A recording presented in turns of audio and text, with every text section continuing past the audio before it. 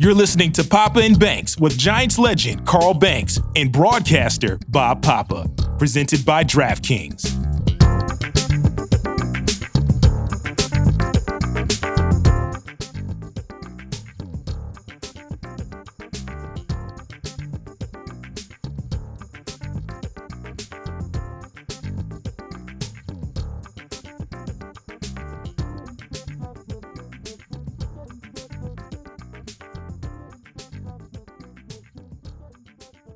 Welcome to another edition of the Papa Banks Show. Bob Papa with two-time Super Bowl champion Carl Banks, and getting ready for Week 4 of the NFL season. The Bengals with a thriller last night. How about the play of the Jacksonville Jaguars, giving Cincinnati all they can handle? And we're going to chop up what's going on in Week 4 of the NFL season. And Carl, I know that our guest this week is someone that you've known for a very long time. Yes. The one, the only Coach Charlie Weis. Coach, how are you? I'm doing fine. Carl was one of the people who kind of weaned me into this league when I was a puppy. I had a few people that really I leaned on my first year, and Carl was at the head of the table. And that's why I'm allowed to call him Chuck, people. Not many people get to call him Chuck, but, we had that relationship. We grew up basically in the same football household, so we could commiserate with each other at times, I allow it. Yeah. So Chuck, I'm coming in hot right now, man, because there's some stuff I got to get off my chest, and because you grew up in a system in your football, your view of how football is played and coached, we share because of our upbringing in this thing. But I'm seeing, there's always going to be a book about something. But now we got all these talking heads talking about, the greatness of Bill Belichick is overrated because he had Tom Brady. And I'm saying to myself, what fucking great coach didn't have a great player?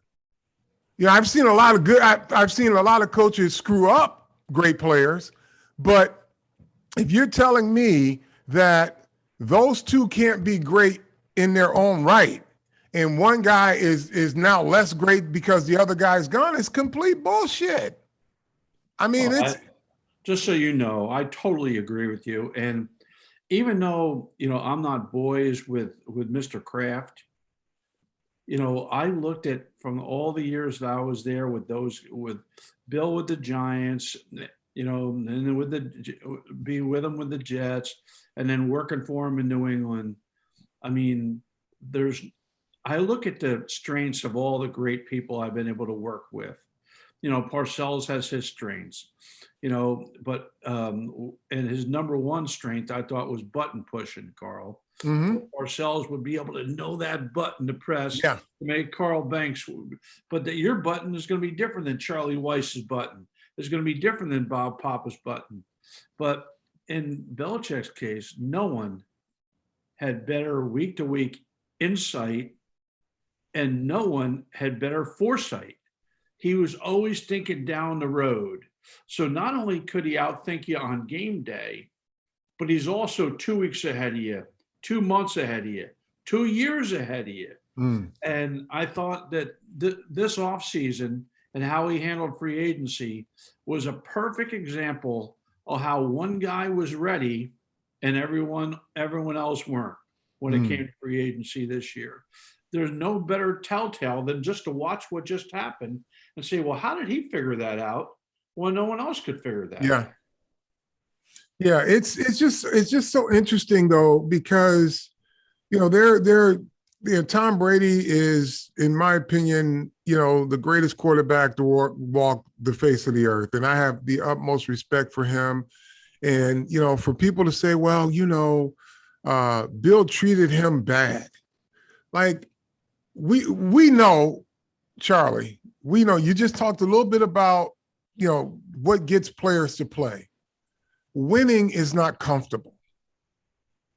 Winning is people make sacrifices. And so if a coach has to coach his best player the same way or as hard as he coaches his other players, Where's the problem in that? Like winning requires sacrifice. And then winning at the level that they won at consistently, well, ain't nobody done it yet. So who are they to say this is not the right way to do it? Until somebody can do what they're doing, then how can you have a fucking opinion on whether that player seemed to do pretty good in that system? That player continued to re-sign in that system. So if it was too hard for him, or he didn't like it, or if winning wasn't pleasant enough for him, then he would have left, which he did when his contract was up this year. Let's face it, all great players. Like you're a Giant, but that doesn't mean you didn't play for the Browns. Right. I mean, all great players could end up with another team. And there's how you handle it outwardly and how you handle it inwardly. Now, outwardly, I mean, like even this week leading up to the Tampa Patriot game, everyone's handling this the right way. Mm-hmm. I mean, utmost respect. Everything was fine. Da da da da da. They both want to kick each other's butt. That goes without saying. Yeah, that's part of the competitive nature that when you're involved in things like this. I mean, so this really isn't this complicated. It's really not. To sit there and try to separate these guys with a he said, she said, just makes no sense to me. Yeah, and let's face it, they've handled it great. It was the dopey trainer last week, Brady's guy, Alex Guerrero, that did an interview that kind of fanned these flames.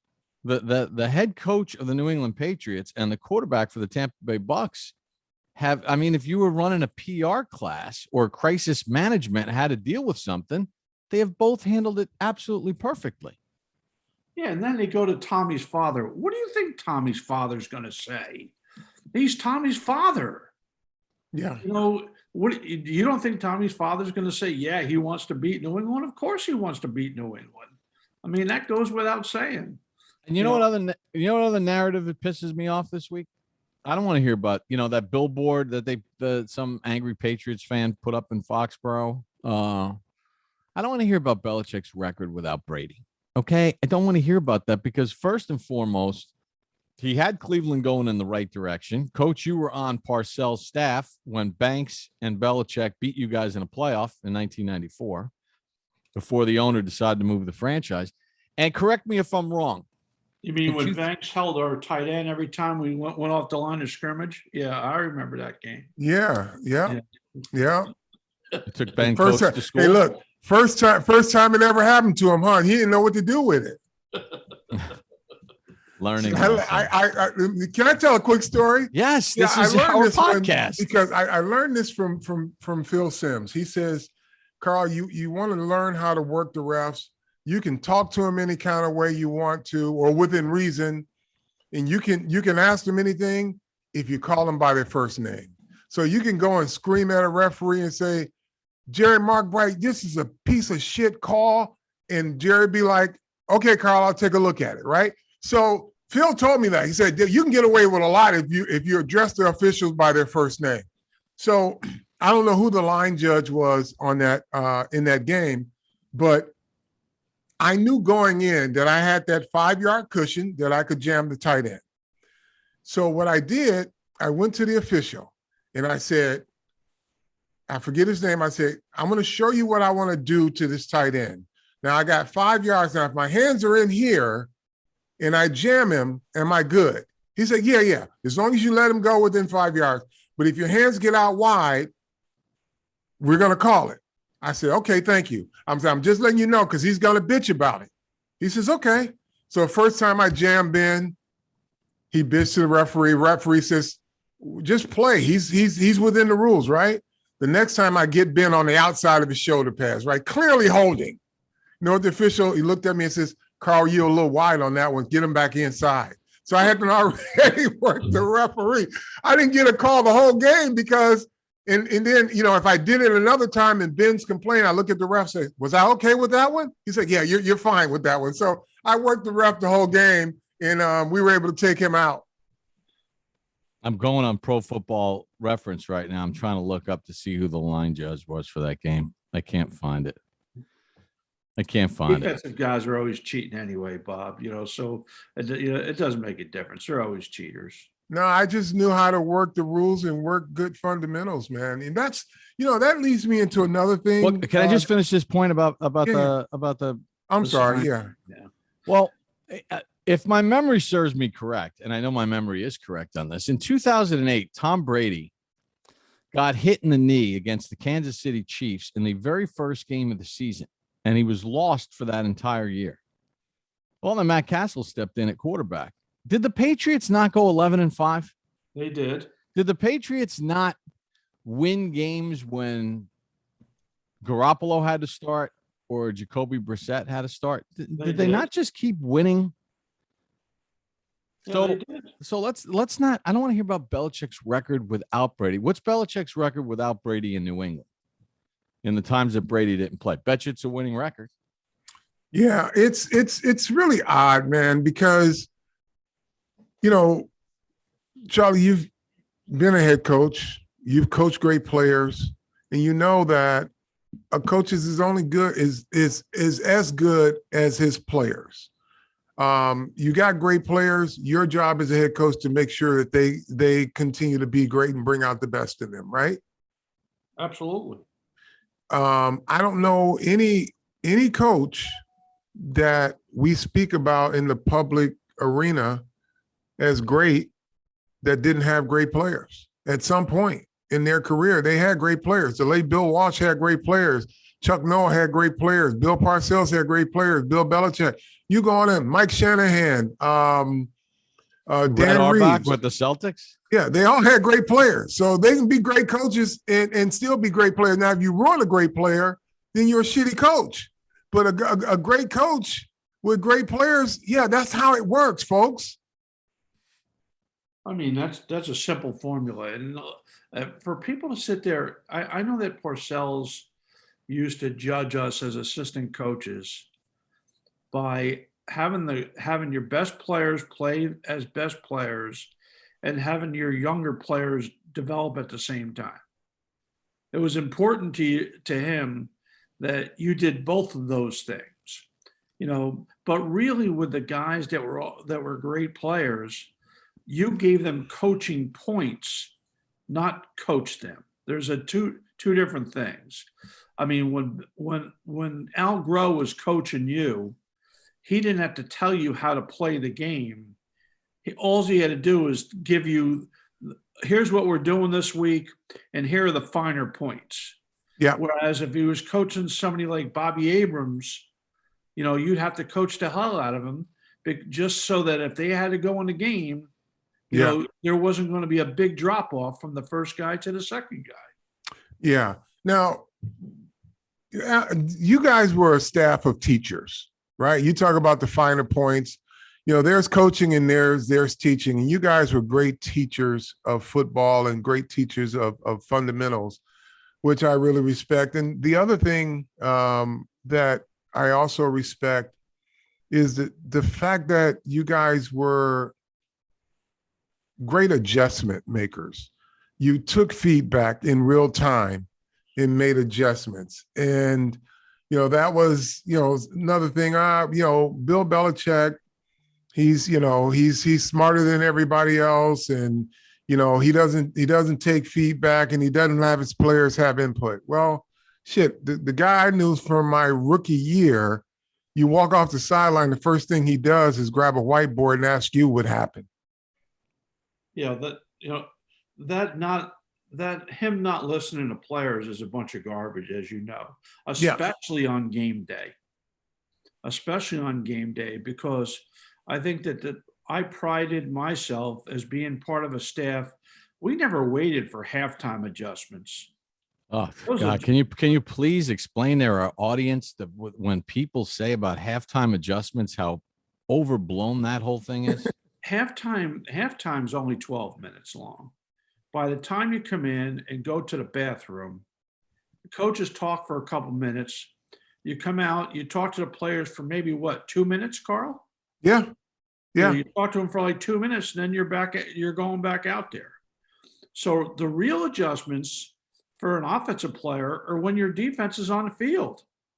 And it's series by series. It's not quarter by quarter or halftime.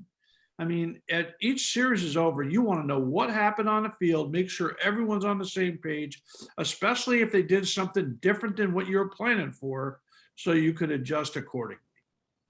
So I have another Charlie Weis story, and I'm talking about you as a teacher, right? And you as a guy who can make adjustments. So we were together at the Jets, and there was a stretch. Which coach always tries to distance himself from. It's okay. There was a stretch where Keyshawn Johnson was having a tough time with the system and just, getting on track, and playing to his level of expectation, meaning he wanted to be, involved. He wanted to have a bigger role in the offense. And you just brought Todd Haley into the fold as a receiver coach. He was just getting his feet wet. And so I was player development. So I took all the incoming from the players. So Keyshawn storms in my office. He's like, dude, I don't know what to do. This freaking offense, I can't get open, and they're not doing enough for me. And I don't know what to do.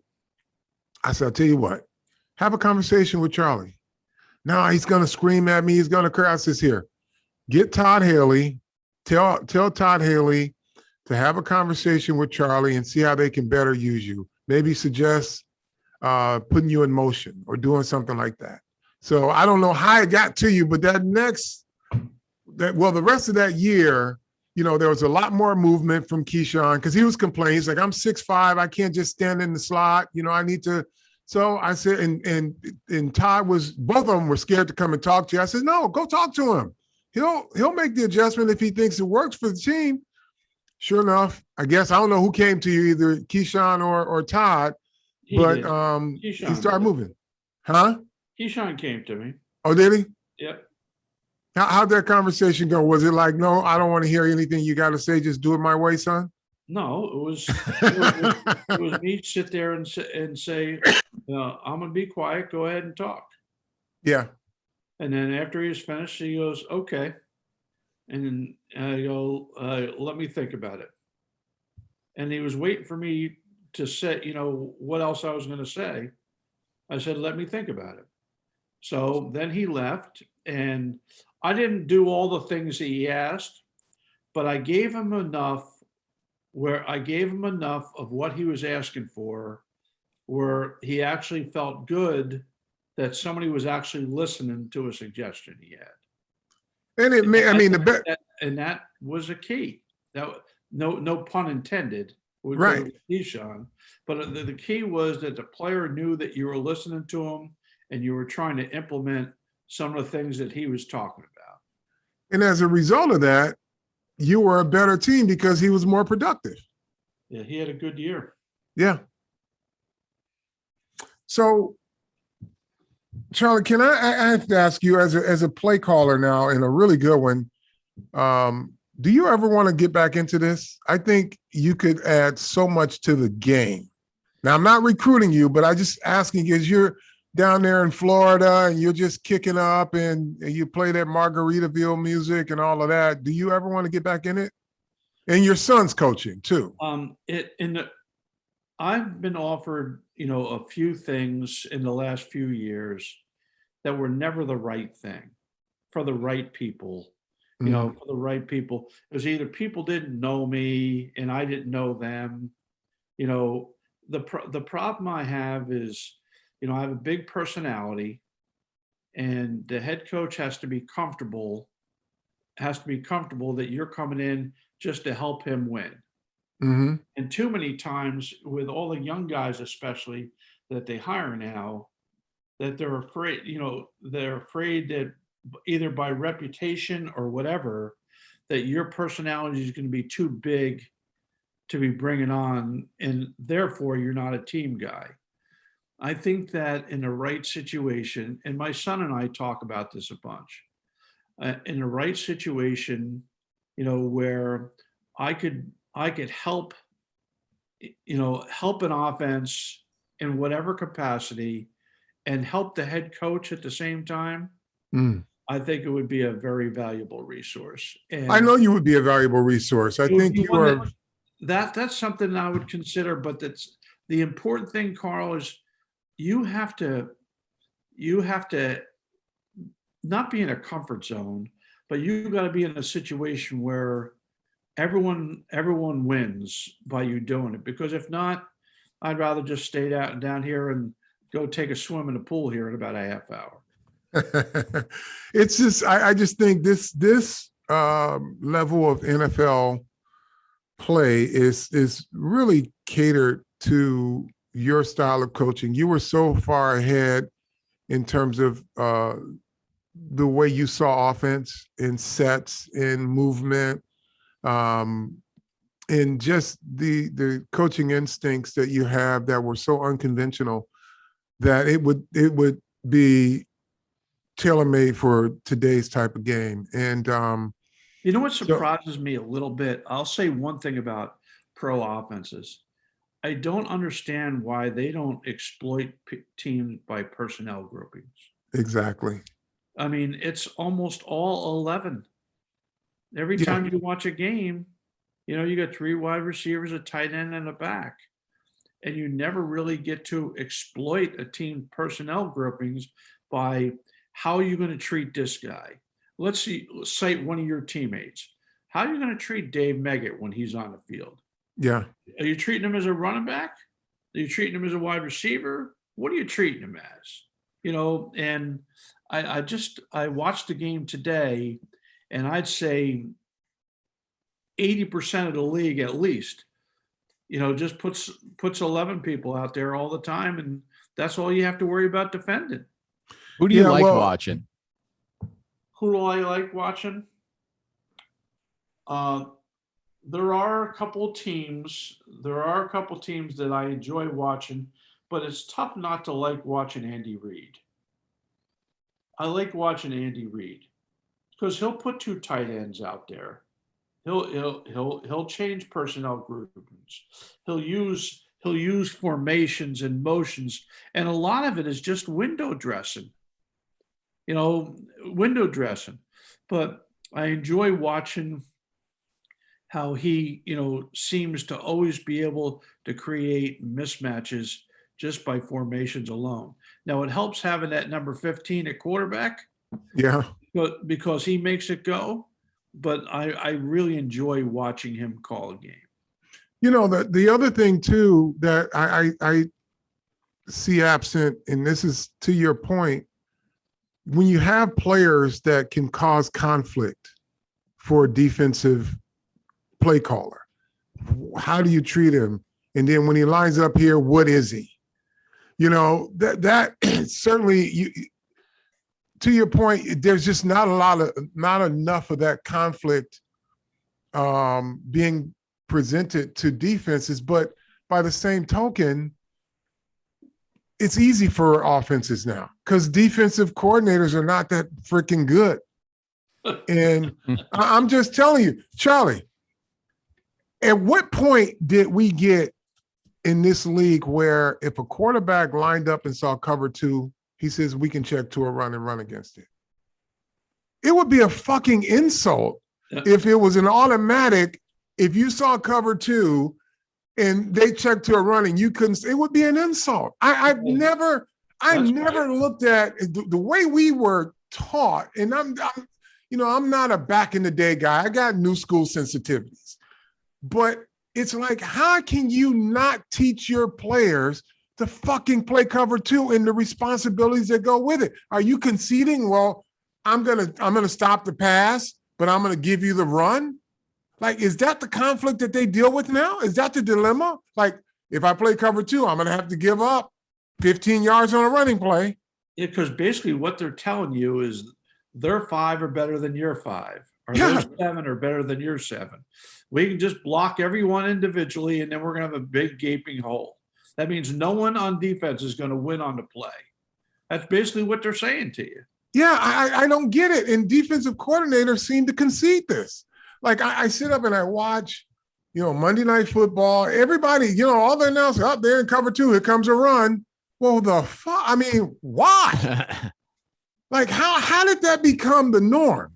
Like, oh, if you don't put an extra guy in the box, it's like, oh, they can run the ball on you. When did that style of coaching ever become acceptable? That the other thing that gets me in today's football, and remember now I'm old and I get it, but why I know there's a lot of new younger coaches on offense, the head coaches that were play callers that things were going well, but I don't understand when you go into a place why people don't cater their offense around what the quarterback can do. Yeah. And what he can't do. Okay. And do a lot of what he can do and just do a lot less of what they can't do. And it's a simple, you talked about the Jets. So we'll go off the page here. We'll talk about the Jets. When Vinny Testaverde was our quarterback, we came real close to going to the Super Bowl. And Vinny liked to do less, not more. Most quarterbacks want more, not less. He wanted to do less. Every Wednesday night, he'd meet with me and say, take this out, take this out, take this out, take this out. Now, he wasn't saying put this in, put this in, put this in. He just wanted to have less things and practice them more times. Well, and how do we do? Pretty good. We came damn close to going to the Super Bowl, lose to Denver, in the AFC Championship game, after we had a 2-touchdown lead. I just don't understand, especially with all the young quarterbacks that are playing, why teams don't spend more time just developing the offense around what that guy can and cannot do. Just to circle back just quickly to the Thursday night game, didn't it feel like Jacksonville did a little bit more of what fits Trevor Lawrence? All of a sudden they had him running a little bit, some called runs, got him on the move by nature, that play caller is not a big run guy. But you could see that there was a concerted effort to get the run game going and involve the quarterback. And you want to know what? Jacksonville became a much better team last night. They didn't win the game, but they became a much better team last night. And you could tell just the quarterback's body language and his movements on the field, he felt like a football player. He didn't feel like, hey, I'm playing quarterback in the NFL. He felt like, hey, I can just go play football. You could tell him scrambling, throwing the ball down the field, putting it on a rope. A week ago, it was a little more robotic, right? He was thinking about it. Oof. Last night, he just let it rip because he was in his element. And I think, to your point, coaches have to be able to sense or evaluate the type of personnel they have available to them and do the things that work for them. No different than what Harbaugh does with Lamar Jackson. Hell, they get 300 yards a game rushing, and nobody's figured out how to stop what they do. So why should they immediately become a drop back passing team when nobody can beat them doing what they do or stop them? I couldn't agree with you more.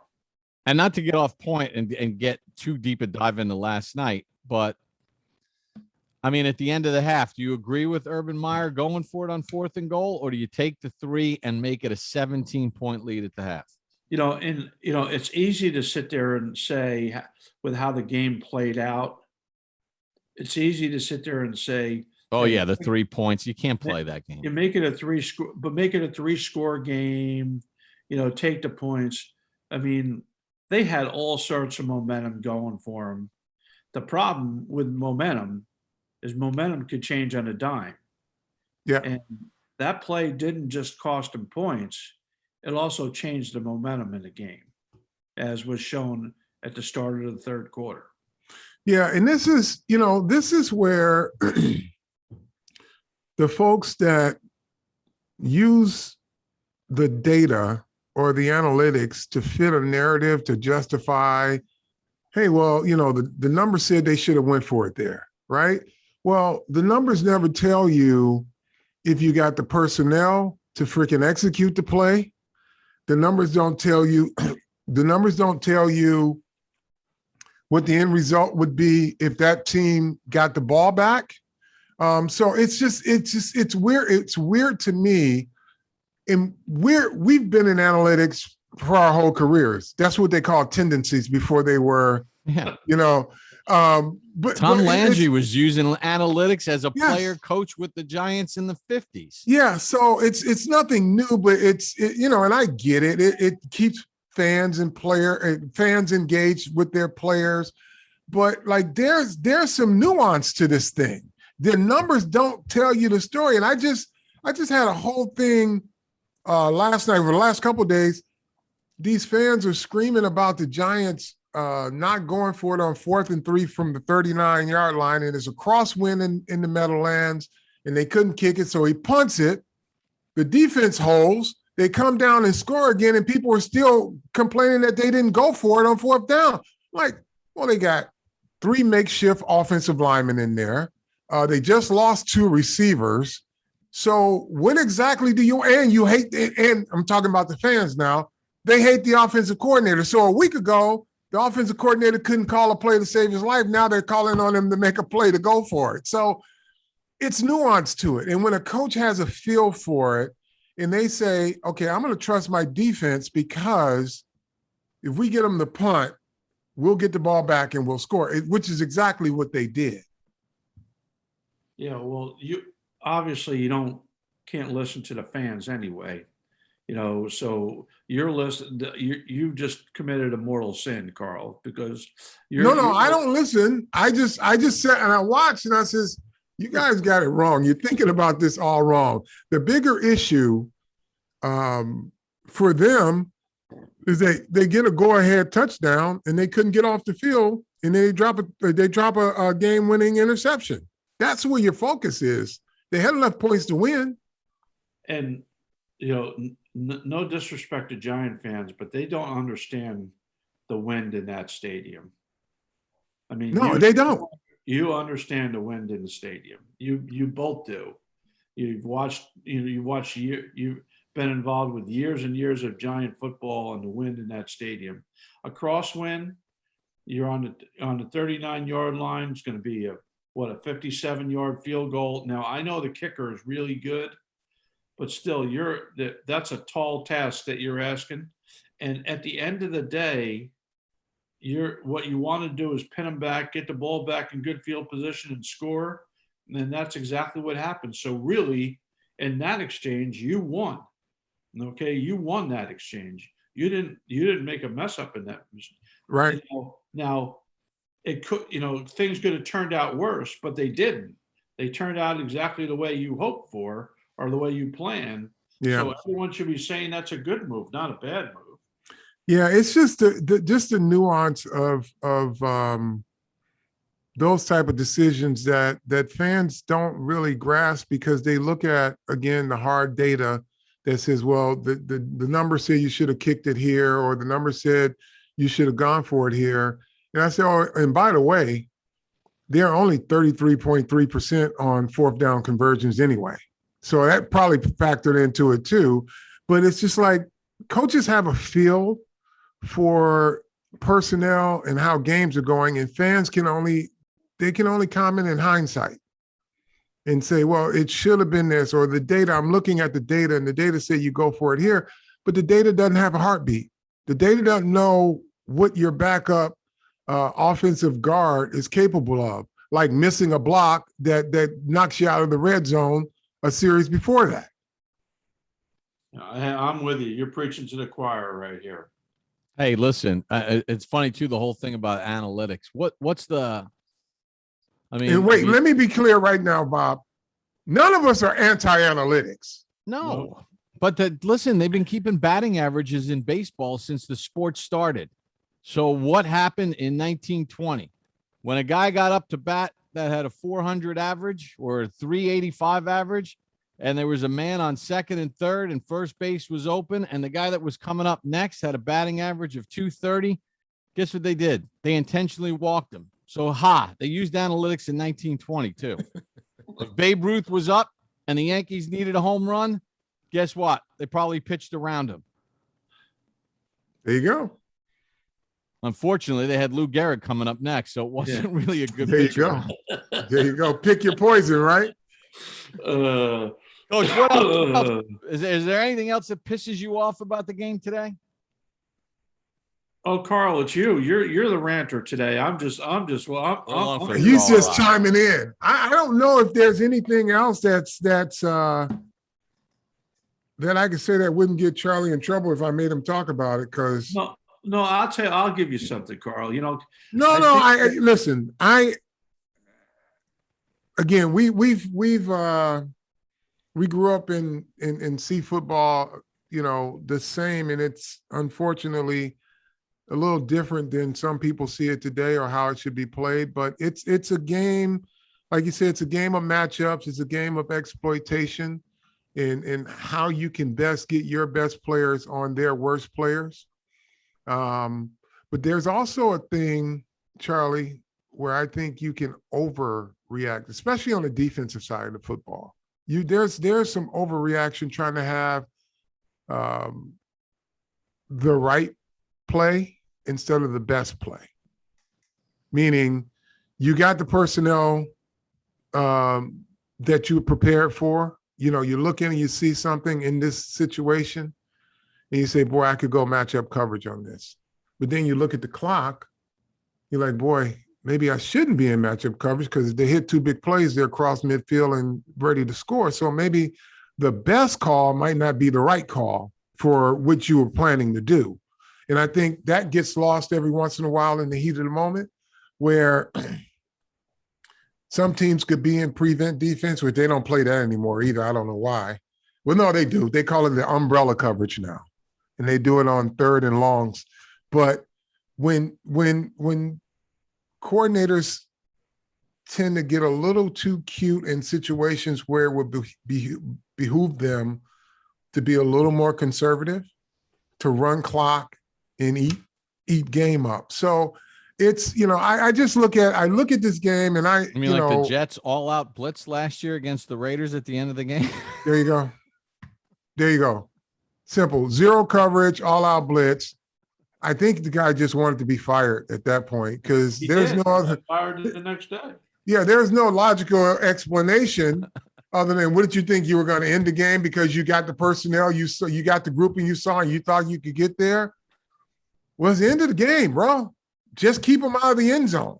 How about that? Keep everything in front of you. So it's just kind of weird. Like in being in the heat of the moment. I know coaches, they prepare all week and they look for certain things, but you also have to have your finger on the pulse of the game, don't you? Absolutely. I mean, field definitely comes into play. You can talk, and like you said, we all are in favor of analytics, but analytics just has become more defined by definition rather than the fact that it's just like RPOs. Yeah. We were running RPOs my whole career. There were RPOs. Mm-hmm. They were called a little differently, but they were RPOs. Now, have they taken it to another level? Yeah, but it was almost like, this is some new concept. They've been running the RPOs for 50 years. I mean, there were always some form of instead of passing the ball here, run it, or instead of run the ball here, pass it, or there's always things like that weren't just check with me's on plays. That being said, when in the grand scheme of things, football shouldn't be any more complicated than this. Just one simple formula. You got strengths, you got weaknesses. Every week you go against a team, they have strengths, they have weaknesses. Hide your weaknesses, play to your strengths, attack their weaknesses, try to minimize their strengths. It really doesn't have to be any more difficult than that. If I got Carl Banks and Lawrence Taylor as the outside linebackers, that's going to be a mismatch every week. So play to your strengths. Now you're on the other side. I'm an offensive coordinator going against those two guys. I have to find a way to minimize that strength, and that's easier said than done. There you have it. Hey, Coach, I know, Coach, you have a lot of famous friends like Carl. And I know one of your best buddies is John Bon Jovi, Jersey. Is he torn this weekend? He'll be rooting for the Patriots. He'll be rooting for the Patriots? Yes. He'll be rooting for the Patriots. Okay. His loyalty at the end of the day is to Coach Belichick. And Kraft. And the Kraft family. No, he loves Tommy, but, he roots for the Patriots and the Giants. That's who he roots for. He grew up a Giant fan, used to go to all the Giant games, became real close with all of us, and then, he's real close with Belichick, close with Kraft. So I think at the end of the day, he'll be rooting for the Patriots. It won't surprise me if on Sunday night when they show Kraft in the box, sitting to his right, won't surprise me at all if it's Bon Jovi sitting next to him. That's cool. Are you torn? Because I know you're the affinity that you have for the head coach and for the quarterback. I don't care who wins. We're going to talk about it Monday morning anyway, right, Bob? Yeah. Whatever happens, we're going to talk about. Tommy's like a son to me. I know it's like that because we don't talk on the phone very often, like a typical father-son. But, I love Tommy, always will. A lot of what's happened in my life, it's been because of Tommy. But that I could say the same for Belichick as well. So I'm going to watch the game. I don't care who wins. Whoever wins. I have no skin in the game as far as my involvement, other than I'm just going to enjoy. The only thing I would like to do is I would like to be at the pregame. I would not want to be at the game. I'd rather be sitting on my couch watching the game. But I would like to be at the pregame because that 20 minutes before the game, when they show that video collage of, Tommy coming, all the years that he spent in New England, that'll be pretty special. Other than that, I'd rather be sitting on the couch with all my friends. That means I'll be sitting alone, okay, watching the game and just enjoying it. Whatever happens. Oh, I just want to ask you a personal experience. You were with the Giants. You won 2 Super Bowls. It kind of fell apart in 91 and 92. Big change there. Dan Reeves comes in. They make a lot of changes. So you wind up leaving. And you're playing for a team that I know you don't like to think about. So we won't talk about the team itself that you played for that 1 year before you went to Cleveland, but you had to play in Giant Stadium. Yeah. Was that a miserable experience for you going back in there? No, it was actually, the fans were decent. Like at that time, I think they missed you. But at that time, I mean, I had one heckler behind our bench. That was it. But at that time, I think there was still a great appreciation for what we had accomplished in that uniform. So I didn't get too much crap. And, most of the fans knew it wasn't my choice to leave either. Right. But was it weird, like getting off the bus and having to go right to the visitors' locker room? No. I mean, because it was a total change. Right, Carl? No, right. It was a total change. It was a changing of the guard. It wasn't like, Charlie and those guys were still in that locker room and they were coaches. It would have been weird then seeing all the old guys, right? But, I got ushered out of there and I didn't know anybody on the other side anyway, so it was just, I came in and it was great to see the fans, but other than that, it really wasn't that weird. Yeah, it would be weird for Tom, though. All the guys that you knew were in New England. Yeah, exactly. All right, so just in wrapping in bringing this full circle, we've talked about that game, and rightfully so, this Sunday night game. But you could make the case that the real epicenter for the NFL this weekend, as far as football is concerned, is taking place in LA. Because you've got on Sunday, you've got the Cardinals and the Rams in SoFi Stadium. And then on Monday night, you got the Raiders and the Chargers in SoFi Stadium. I mean, the teams are combined 11-1. Yeah. That's going to be fun to watch. Charlie, I'll throw another one out to you. No one's even talking about this one. Do you realize Andy Reid goes back to Philadelphia this week? No, I didn't even think about that. That's no right. one's even talking about that. 14 right. years as the head coach of the Eagles. The Chiefs play the Eagles in Philadelphia. That's going to be that'll be an interesting one too. Though I don't think the teams are equally matched. So as much as the ones out in LA, but you talk about like how the game has been catered towards talent. I think Cliff Kingsbury has done a really good job. He knew the quarterback that he wanted. He got the quarterback that he wanted, and he's got an offense that suits that kid. They keep him on the move, and he's a integral part of how they move the ball. Now he did figure out he needed a tight end in the NFL, though. He didn't think he needed one, and then I think after his first year, he says, "I think I need a tight end." Yeah, he actually runs the ball some now. He's come around some. Yeah. The problem with Cliff is, when he played in college, all they did was throw it on every down. Yeah.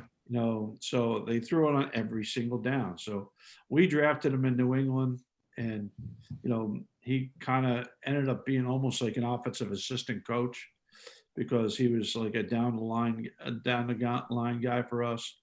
But he's gone from throwing it on every down to making it multifaceted, and they've improved their defense too. They brought in some players.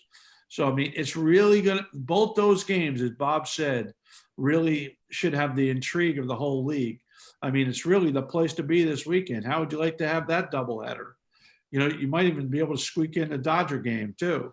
I mean, you have that doubleheader on Sunday and Monday where you got 11 wins out of 12 games between the four teams. It's unbelievable. That's great. The big question is going to be, we know that for the Rams game, because the Rams have a history of Los Angeles and the Coliseum and everything else. And then obviously they played in Anaheim. And the Cardinals, not a disrespect, but they don't have a gigantic fan base like the Steelers or the Cowboys or those other teams. But the big question is, how many more Raiders fans that have a history in LA will there be in the building, as opposed to the Chargers fans who are still pissed that the team actually left San Diego? Good point. That's a good point. I think there'll be more Raiders fans than there will be Chargers fans from Southern California, from San Diego. I don't think they're making a trip. I'm saying it's 70-30. I say it's probably more 80-20. Coach, you got a prediction on that? I think it's going to be a dominant Raiders crowd. That's all I'll say. A dominant Raiders crowd. And the Raiders are going to lose that game too, by the way. Okay. You heard it here first. All right. Raiders are going to lose that one. The Rams will win as well. So it'll be a LA sweep. I think the Rams are one of the more balanced teams from a talent perspective in the NFL. I mean, they keep falling out of that Final Four conversation in terms of your best four teams in the league. I think they're one of the four best teams in the league, just because defensively and offensively they're so balanced. And I think Matthew Stafford gives them quite an edge. And they got rid of the quarterback that has the most turnovers in the NFL since the start of 2019. Jared Goff, and they upgraded it with Matthew Stafford. Carl, Charlie, wait, this is a great one, because when Bill beat them in the Super Bowl, right? And they did this interview. You know how the networks do this coach quarterback interview, and Goff was talking about how he likes to communicate with his coach up until the clock cuts off, right? How crazy would that make you if you had to basically hold your quarterback's hand up until they shut that communication off so that he could get the play right? Well, they can't, Carl, they shut it off at 15 seconds. Well, regardless of what he said, he's wrong because they shut it off at 15 seconds. So with 15 seconds to go, that it shuts off. With 15 seconds to go. Yeah. So when the Patriots were timing it and they were giving one look and they knew when that communication cut off, they changed their defense and it confused the heck out of them. That's right, because he didn't have anyone to spoon feed him anymore. Right. So the fact that happens where you as a coach are looking out there and saying, okay, they're in big nickel, so we're going to run X, Y, and Z. Okay, communications off. He puts the play in, communications off, and all of a sudden they change it into something else, and he's lost. Would that drive you nuts? I would do to that, Carl? What? I would go quick. Just to keep them honest? Okay, because you wouldn't have time to do what you just said you were going to do. But see, there's always a counter. That's why you're Chuck. That's why you're Chuck. You know these things. You react in real time. It took them, a whole game, and they never figured it out. But then again, we were in that Super Bowl 25 with two defensive linemen, and talk about analytics when Bill came in and told us that they don't run the football. They haven't run the football in the last 8 games. This is what we're going to do. If Marv Levy had thought earlier, hey, we might as well start running the football if this is what they're going to do, we'd have to make an adjustment. But they stayed with what they did, and we beat them at their game. Yeah, they didn't give it to the running back till the fourth quarter, and by then it was too late. Yeah, exactly. And then Everson Walls made the big tackle to save the day to force the long field goal. All right, Coach, we appreciate a little time. As we always end it, what do? Tell a friend to tell a friend.